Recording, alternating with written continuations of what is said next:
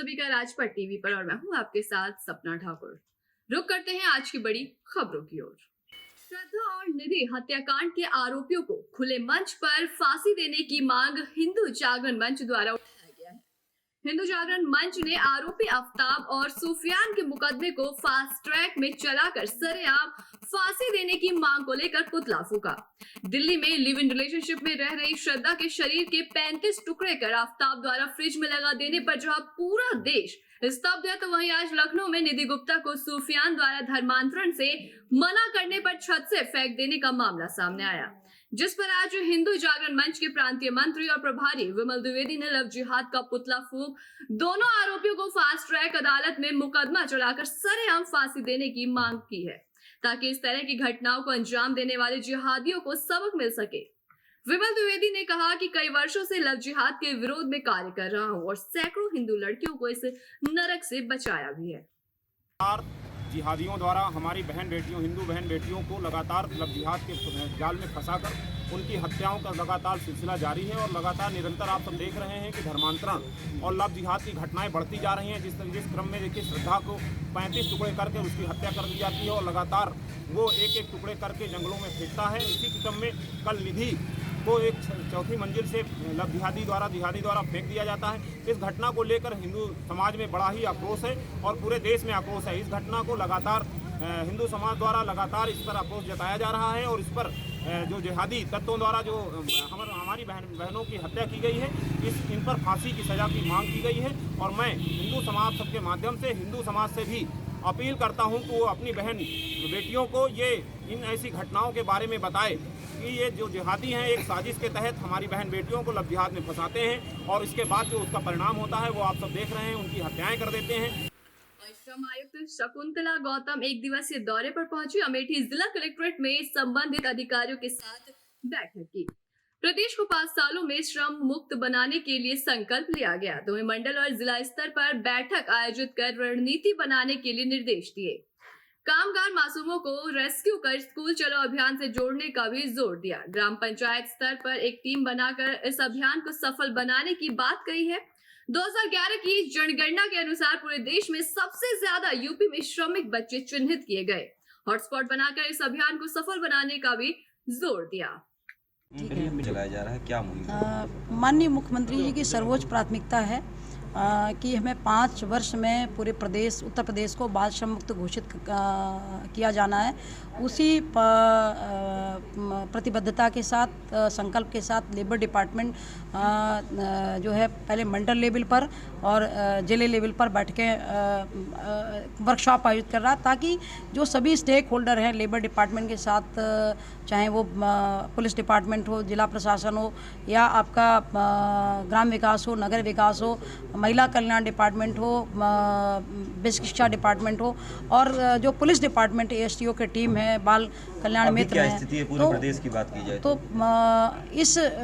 इसको जो है एक अभियान के रूप में, एक जन आंदोलन के रूप में लेकर हम सभी अपना इसको खाली पदी दायित्व ही ना समझें, इसको अपना नैतिक दायित्व भी समझें कि जो बच्चे राइट टू एजुकेशन में जिनको विद्यालय में होना चाहिए था, उनके हाथ में कागज़ कलम की जगह पर अगर उनके हाथ में औजार हैं, वो काम कर रहे हैं, तो उन बच्चों को रेस्क्यू करके स्कूल में मेन स्ट्रीमिंग कराना, शिक्षा की धारा से उनको जोड़ना, ये सर्वोच्च प्राथमिकता है। इस लोनी नगर पालिका क्षेत्र में निकाय चुनाव को लेकर भावी प्रत्याशियों में जनता को लुभाने के लिए अलग अलग हथकंडे अपनाने शुरू कर दिए हैं। ऐसे में लोनी नगर पालिका क्षेत्र के वार्ड नंबर 32 में भावी प्रत्याशी युवा उम्मीदवार पिंकू प्रधान ने कॉलोनियों का दौरा किया और जनता के बीच जाकर उनकी परेशानियों को सुना। और ऐसे में वार्ड 32 कि एक गली में जाकर देखा तो गलियों में पानी भरा हुआ देखकर जनता से पूछा कि आप यहाँ पर कितने सालों से रह रहे हैं, तो जनता ने बताया कि यहाँ लगभग हम 30 वर्षों से रह रहे हैं, फिर भी हम विकास से काफी दूर हैं। तो उभरते उम्मीदवार पिंकू प्रधान ने जल भराव की समस्या को लेकर गलियों में निर्माण कार्य शुरू करवा दिया। इस बीच कॉलोनियों निवासियों में उत्साह देखने को मिला। उनको पिंकू प्रधान के बताया कि अभी वार्ड नंबर 32 में विकास अभी अधूरा है। अगर जनता का आशीर्वाद मिला तो वार्ड नंबर 32 की सारी समस्याओं को मैं दूर करूंगा, क्योंकि आने वाले चुनाव में जनता द्वारा जीत आशीर्वाद भारी बहुमत से मिला है, उनको बेटे भाई के रूप में मिलता रहा है। तो ये वादा करता हूँ कि आपकी सारी समस्याओं को दूर किया जाएगा। आप लोगों से अपील करता हूँ कि आने वाले निकाय चुनाव में अपने बेटे भाई को आशीर्वाद देकर विजय बनाए। पिंकू प्रधान ने कहा, वार्ड अभी विकास से कोसों दूर है। जैसे नाली, खरेंजा लाइट, टूटी फूटी सड़कें काफी जर्जर हालत में मिली। पिंकू प्रधान ने कहा, अगर मुझे जनता का भरपूर सहयोग मिला तो उनके आशीर्वाद से कॉलोनियों में बेहतर सुधार होगा और शिक्षा को लेकर भी अच्छे प्रबंध किए जाएंगे। लाचार गरीब लोगों की हर तरीके से संभव मदद की जाएगी। जन सेवा करना हमारा धर्म है। जनता के बीच में अपनी बातों पर खड़ा उतरना है। जो भी नाली, खरंजे, स्कूल, जो भी आती सुविधा है वो मैं दिलाने का फुल प्रयास करूँगा अपने वादे पे और जनता के भलाई पे और जनता के कामयाब मैं करने का प्रयास करूँगा। और लाइट के जैसे तार है या उसके खंभे नहीं है कहीं या नाली होती और है, एक आंगनवाड़ी जनता के लिए एक आंगनवाड़ी चाहिए जो बच्चे को गरीब तबके के लोग जब पढ़ा के उसमें अपना शिक्षा देने की व्यवस्था करें। मैं सरकार से यही अपील करूँगा कि इन्हें दिलाने। इसी बात को लेकर दबंगों ने एक युवक को बेरहमी से पीटा। दबंगों ने युवक को पीट कर लहूलुहान कर दिया। वहीं घायल हालत की नाजुक स्थिति देखते हुए हायर सेंटर रेफर कर दिया गया। पीड़ित की पत्नी ने पैसे ना देने का आरोप लगाया। घायल थाना रजबपुर के गांव पीपली दाऊद का रहने वाला है। पीड़ित के परिजनों ने थाने में तहरीर देकर कार्रवाई की मांग की। गजरौला थाना क्षेत्र भीकनपुर गांव में ये पूरी घटना हुई है। सिर्फ पैसों का मामला था। ये मुझसे सुबह घर से निकले 100 रुपये लेकर तेल के लिए कि मैं अपने पैसे लेने जा रही हूँ और अभी आ रही हूँ आधे घंटे में वापस। 1 घंटे बाद मेरे पड़ोसी के पास फोन आता है कि यहाँ से लेकर चले जाओ वरना इसे जान से मार देंगे। जैसे मैं वहाँ पहुँची अंधेरे कमरे में चाकू और हथौड़ा लेकर अब वो खड़ा हुआ था और वार कर रहा था बहुत बुरी तरह से। मैंने बचाया। किस गाँव में? भीकनपुर नाम है उसका, राकेश। अच्छा, राकेश ने पीटा ही नहीं। हाँ। गोवर्धन बाईपास पर बिना परमिशन के पैराग्लाइडर उड़ाए गए। महिला श्रद्धालुओं को पैराग्लाइडर से हवाई यात्रा करवाई गई। वहीं हाई टेंशन से लटका यात्रियों का पैराग्लाइडर दिखा, जहां महिला श्रद्धालु बाल बचे और बड़ा हादसा होने से टल गया। रेस्क्यू कर महिला यात्रियों को सकुशल बचाया गया। घटना का लाइव वीडियो भी सामने आया। वीडियो में बाईपास पर फर्राटे मारते पैराग्लाइडर देख सकते हैं। हादसे के बाद से कई वीडियो भी सामने आए। गोवर्धन क्षेत्राधिकारी ने जांच कर विधिक कार्रवाई की बात की है।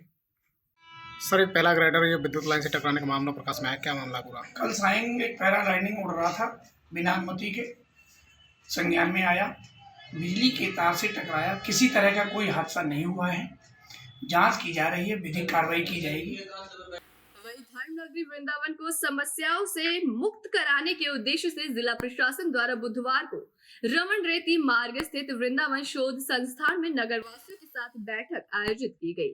वृंदावन संवाद के नाम से आयोजित बैठक में डीएम पुलकित खरे, एसएसपी अभिषेक यादव, नगर आयुक्त अनुनय झा आदि अधिकारियों ने नगरवासियों से संवाद किया, जिसमें मुख्य रूप से बांके बिहारी मंदिर और आसपास के क्षेत्र में भीड़ को नियंत्रित करने और ई रिक्शा से लगने वाले जाम का मुद्दा हावी रहा। बता दें कि श्री कृष्ण जन्माष्टमी पर ठाकुर बांके बिहारी मंदिर में मंगला आरती के दौरान 2 श्रद्धालुओं की मौत की घटना के बाद से जहां मंदिर प्रबंधन और जिला प्रशासन श्रद्धालुओं की सुरक्षा और सुविधा की दृष्टि से हर संभव प्रयास में जुटा हुआ है और साथ ही शासन द्वारा भी व्यवस्थाओं को दुरुस्त करने के लिए जिला प्रशासन को सख्त निर्देश दिए गए हैं। वहीं वृंदावन में दिनों दिन बढ़ती जाम की समस्या भी प्रशासन के लिए चुनौती बनी हुई है।